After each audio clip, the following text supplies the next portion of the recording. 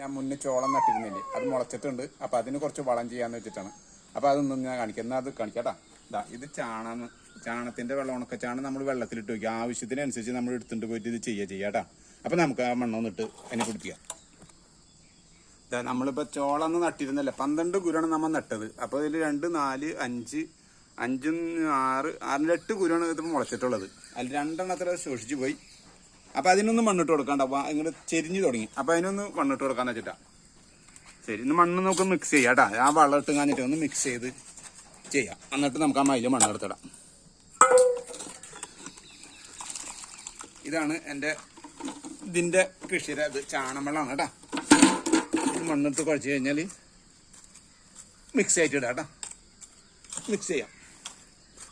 അപ്പോൾ ഇത് മിക്സ് ചെയ്ത് കഴിഞ്ഞു. ഇനി കടയ്ക്ക് കുറച്ച് ഇടാം കേട്ടോ. ഇതാ ഇപ്പോൾ നീർന്ന് നിൽക്കും ചെയ്യും.